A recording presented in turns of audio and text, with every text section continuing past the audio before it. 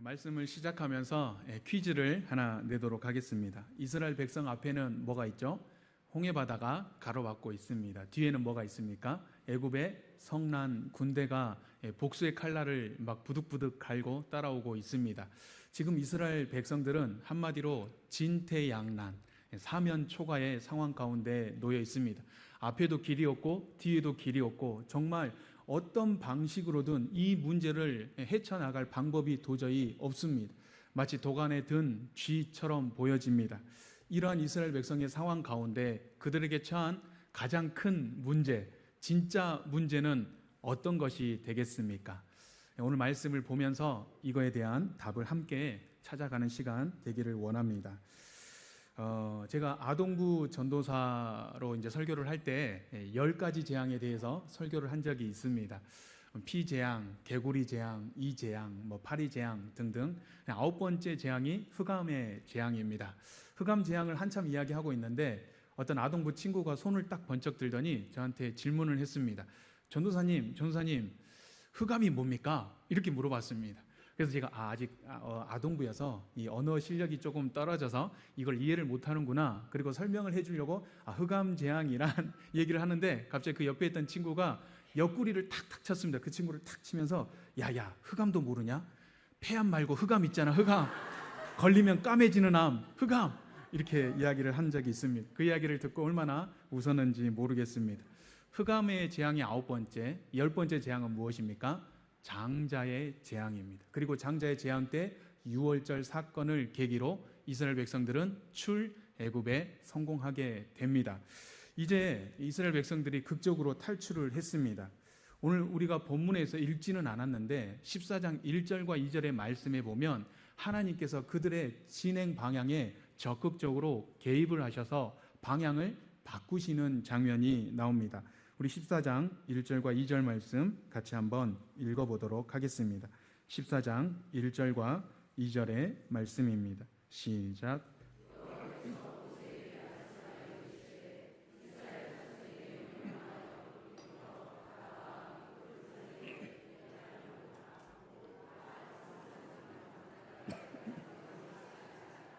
아멘. 자, 하나님께서 이스라엘 백성들에게 무엇이라고 말씀하셨습니까? 잘 진행되고 있는 방향을 뭐해라? 돌이켜라 라고 이야기를 하십니다. 돌이키라 라는 말씀은 이제까지의 방향과는 완전히 반대 방향으로 그 방향을 틀어라 라는 말씀이 됩니다. 그런데 하나님의 말씀대로 돌이켜 순종했더니 그 말씀을 따랐더니 결과가 무엇이었습니까? 홍해 바다 앞이었습니다. 뒤에는 아까도 말한 것처럼 애굽의 성난 군대가 따라오고 있습니다. 정말 꼼짝없이 죽게 생겼습니다. 여기서 우리가 한 가지 발견할 수 있는 신앙의 어떤 원리가 하나 있습니다.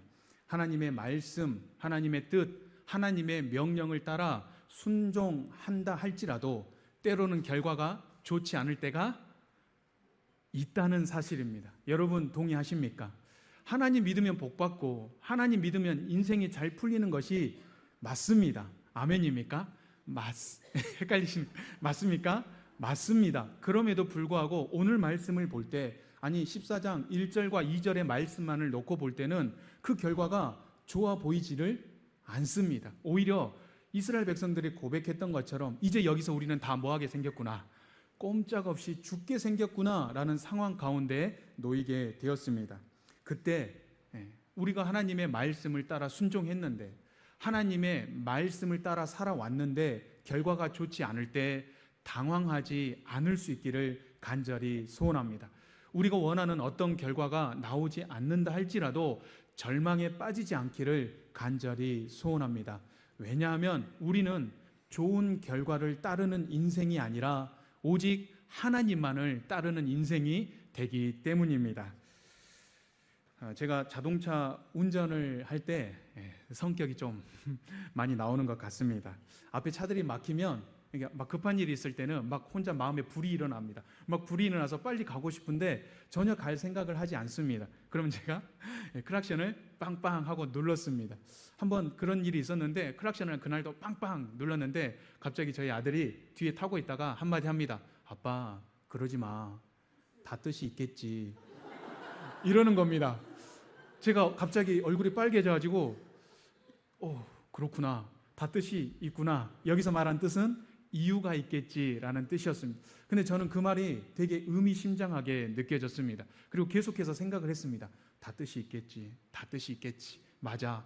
이 땅을 살아가면서 우리 인생에 닥치는 수많은 크고 작은 일, 그 일들이 다 누구의 주권 아래 있기 때문에, 하나님의 주권과 섭리 아래 있기 때문에 다 뭐가 있겠지? 하나님의 뜻이 있겠지라는 생각에 이르게 되었습니다. 그리고 저희 집의 가훈을, 그래, 이제부터 우리 집 가훈은 다 뜻이 있겠지, 이걸로 삼기로 했습니다. 우리 옆 사람에게 한번 고백하며 선포하도록 하겠습니다. 다 뜻이 있습니다. 아멘. 하나님의 명령을 따라, 말씀을 따라 순종했는데 그 결과가 홍해바다 앞이고 애굽의 성난 군대가 따르는 정말 위기의 상황 가운데 있을 때 우리에게 필요한 고백이 있다면 무엇이겠습니까? 다 뜻이 있을 것입니다 라는 고백이 필요합니다. 오늘 본문에 이스라엘 백성들의 반응이 나옵니다. 출애굽기 14장 10절의 말씀 우리 같이 한번 다시 읽어보도록 하겠습니다. 출애굽기 14장 10절의 말씀입니다. 시작. 바로가 가까이 올 때에 사람들이 자기 뒤에 이른지라 이스라엘 자손이 심히 두려워하여 여호와께 부르짖고. 아멘. 이스라엘 백성들이 심히 두려워하면서 여호와께 뭐 했다고 나옵니까? 부르짖었다라고 나옵니다. 흔히 성경에 나오는 부르짖는다라는 표현은 긍정의 표현일 때가 매우 많습니다. 너는 내게 부르짖으라. 내가 내게 응답하겠고 너가 알지 못하는 크고 비밀한 일을 내게 보이리라 라는 긍정의 의미로 많이 쓰입니다. 그런데 지금 이 본문에서의 부르짖는다라는 표현은 긍정적인 표현이기보다는 부정의 표현입니다. 지금 이스라엘 백성들이 이 상황 속에서 두려움에 빠져서 하나님께 소리 지르며 짜증을 내고 있는 것입니다. 그러면서 11절에 이렇게 해서는 안 되는 말을 합니다. 애굽에 매장지가 없어서, 묘지가 없어서 이곳에서 우리를 죽이려고 여기까지 데려왔습니까? 라고 지금 모세에게 따지고 있습니다. 사실 모세에게 따지고 있지만 사실은 누구에게 따지는 것과 다름이 없습니까? 모세에게 말씀을 주신 하나님을 따지는 것과 다름이 없습니다. 지금 이스라엘 백성들은 심히 두려움 가운데 빠져서 짜증내면서 소리 지르며 하나님께서 우리를 이곳에서 죽이려고, 애굽에 매장지가 없어서, 묘지가 없어서 이곳을 묘지로 삼으시려고 여기로 데려오셨습니까? 라고 고백하고 있는 것입니다. 사실 이 모습이 어디서 많이 본 것 같지 않습니까? 누구의 모습입니까? 오늘을 살아가는 저와 여러분의 고백이기도 합니다. 우리의 모습이기도 합니다.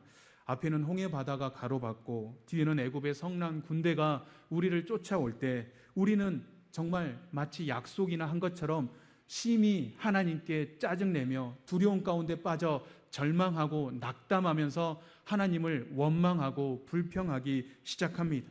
하나님이 여기서 우리를 죽이려고 하십니까? 하나님이 여기서 나를 죽이려고 하십니까? 하나님이 나를 사랑하시는 거 맞습니까?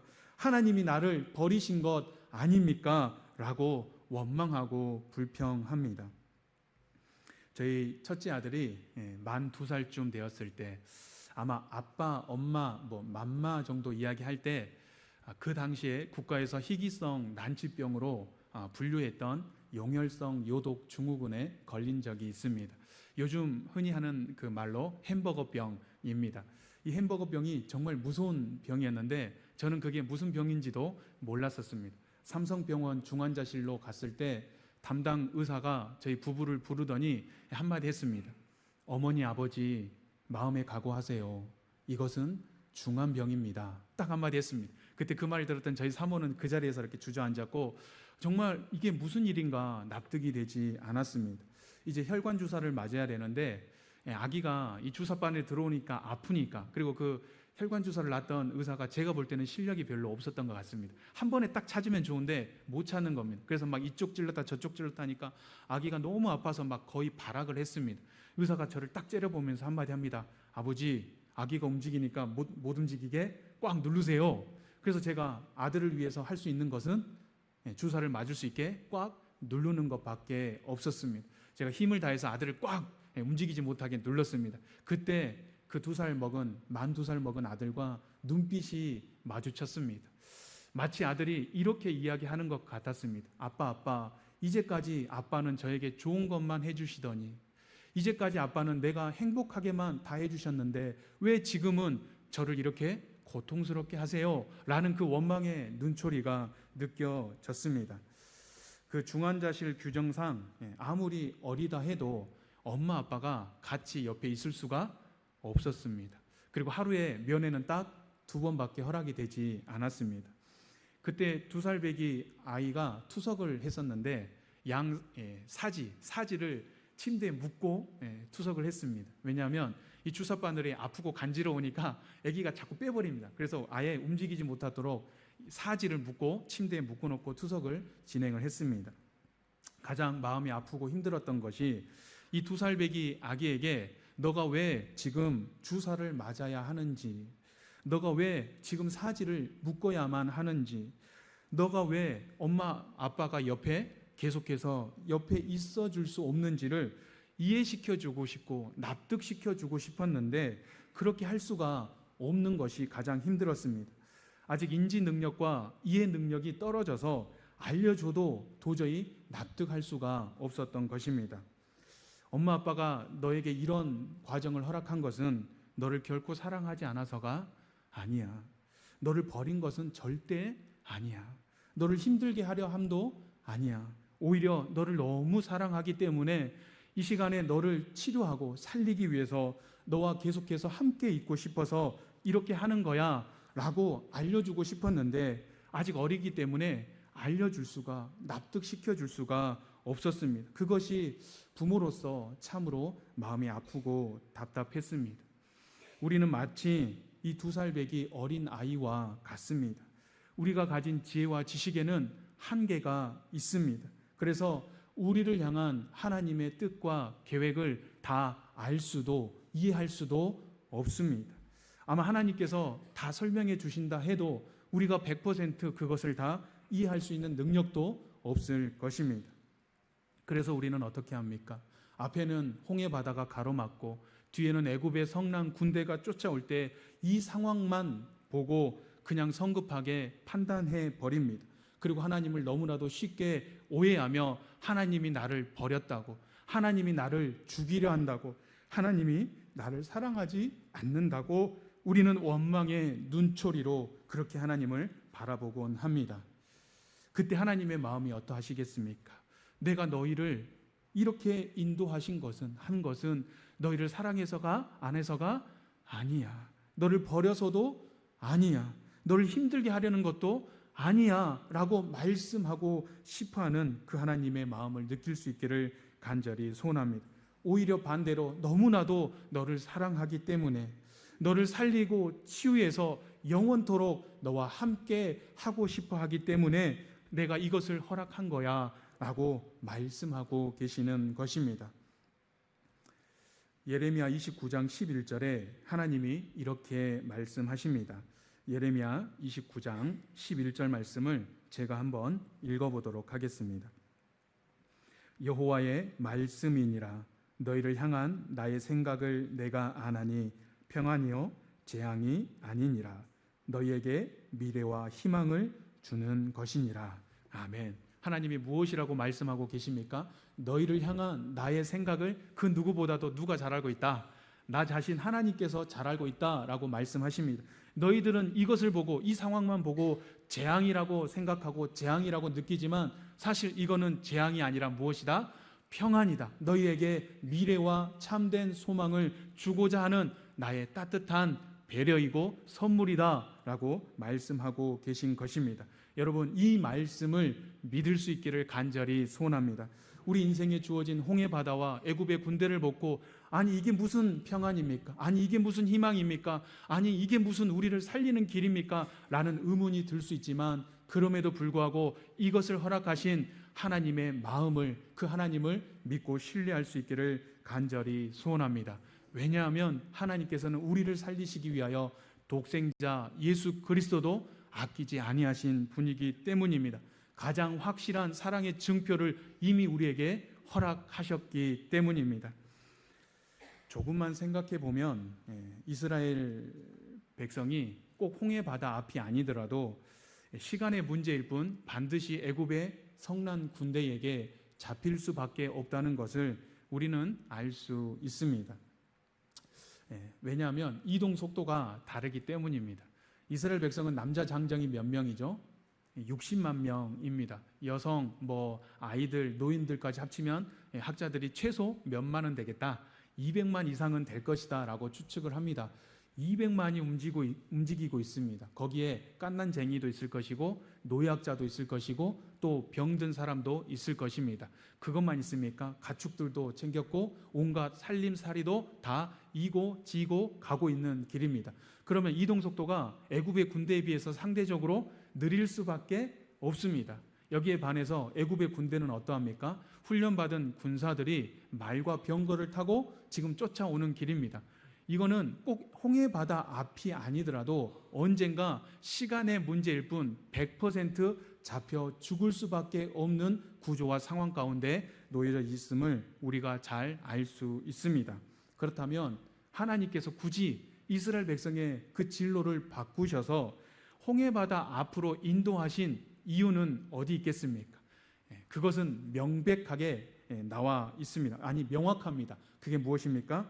백성들이 말했던 것처럼 홍해 바다 앞에서 그들을 매장시켜 죽이려 함이 아니라 홍해 바다를 갈라 애굽의 성난 군대를 수장시킴으로 이스라엘 백성을 구원하려 하셨던 것입니다.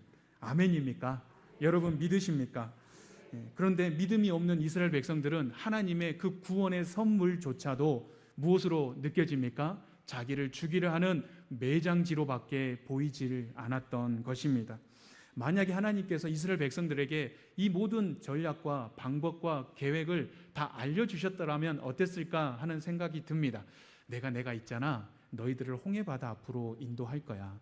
그리고 조금 있다가 내가 홍해 바다를 반으로 갈릴 거야. 그러면 너희는 그 홍해 바다의 바닥을 딛고 여기를 뭐 할 거야? 건널 거야. 그러면 애국 군대가 따를 거거든. 그러면 군대는 내가 수장시킬 거야 라고 하나님의 구체적인 계획을 알려주셨다면 어떤 일이 있었겠습니까? 성경에 나와 있지 않기 때문에 정확하게 알 수는 없지만 제가 추측하기로는 100% 이스라엘 백성들이 이렇게 이야기했을 것입니다. 아니, 하나님 어떻게 바다를 가르신다는 말씀입니까? 아니, 어떻게 저 젖은 홍해 바다의 바닥을 우리가 걷게 하신다는 말씀입니까? 하나님 장난하십니까?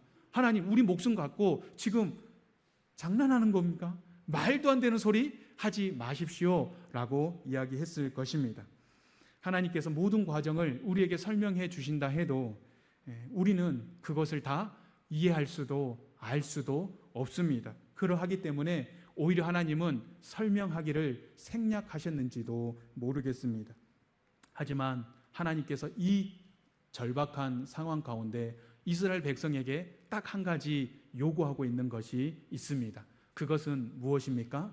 하나님의 전략과 방법과 계획을 다 이해함이 아니라 하나님을 믿는 믿음입니다. 다 방법을 알 수도 이해할 수도 없겠지만, 그래서 이 상황이 너무나도 절박하고 힘에 버겁게 느껴지겠지만, 그럼에도 불구하고 너희를 인도하고 있는 나 만군의 여호와 하나님을 너희가 신뢰할 수 있겠느냐? 너희가 나 하나님을 믿을 수 있겠느냐라고 물어보고 계시는 것입니다.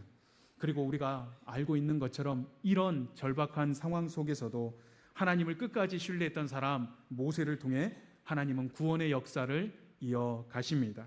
우리 출애굽기 14장 13절과 14절 말씀 다시 한번 읽어보도록 하겠습니다. 출애굽기 14장 13절과 14절의 말씀입니다. 시작. 너희는 두려워하지 말고 가만히 서서 여호와께서 오늘 너희를 위하여 행하시는 구원을 보라. 너희가 오늘 본 애굽 사람을 영원히 다시 보지 아니하리라. 여호와께서 너희를 위하여 싸우시리니 너희는 가만히 있을지니라. 아멘. 모세가 무엇이라고 고백하고 선포하고 있습니까? 너희는 두려워하지 말고 가만히 서서 있으란 말은 무엇입니까? 원망하고 불평하는 그 불평과 불신의 고백을 이제는 멈추고 여호와께서 살아계신 하나님께서 오늘 우리를 위하여 일하고 싸우시는 그 구원을 뭐해라? 봐라라고 선포하고 있습니다. 너희가 오늘 본 애굽 사람을 다시는 영원토록 보지 못하리라 라고 고백하면서 누가 우리를 위하여 싸울 것이다?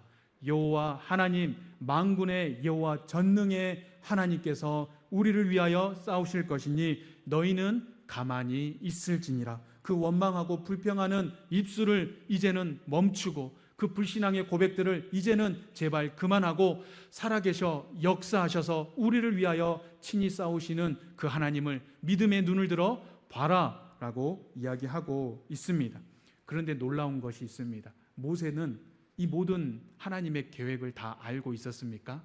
하나님께서 어떻게 홍해 바다를 가르실지, 어떻게 이스라엘 백성들을 그 바닥으로 지나가게 하실지, 어떻게 애굽의 그 수많은 군대를 수장시키실지 모세도 다 알고 있지는 못했습니다. 이스라엘 백성과 상황은 똑같습니다.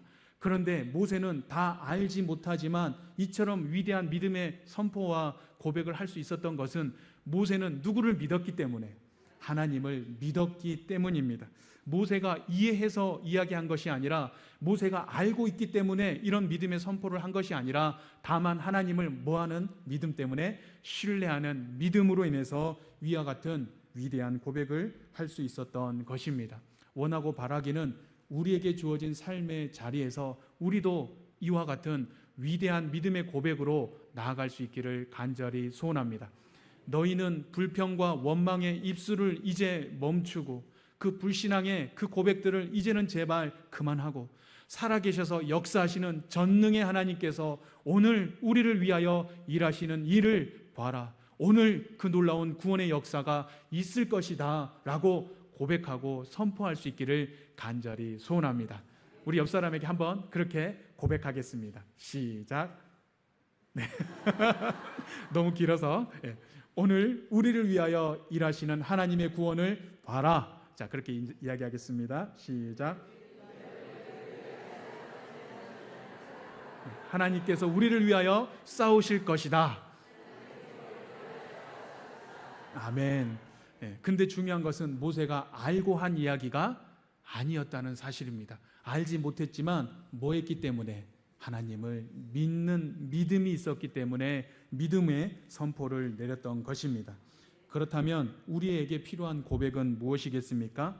뭔가 이 상황 속에서도 하나님의 뜻이 있을 거야. 다 알 수 없지만 그래도 나는 하나님을 신뢰해. 오늘 하나님께서 위대한 하나님의 역사를 이루어 가실 거야 라는 이 고백이 우리에게 필요한 것입니다. 이러한 고백으로 나아갈 때 우리를 가로막는 그 놀라운 큰 홍해 바다가 갈라져서 우리를 뒤따르는 애굽의 군대들을 수장시키는 위대한 역사가 우리의 삶 가운데 체험되어질 줄로 믿습니다. 그러면 퀴즈에 대한 답을 찾으셨습니까?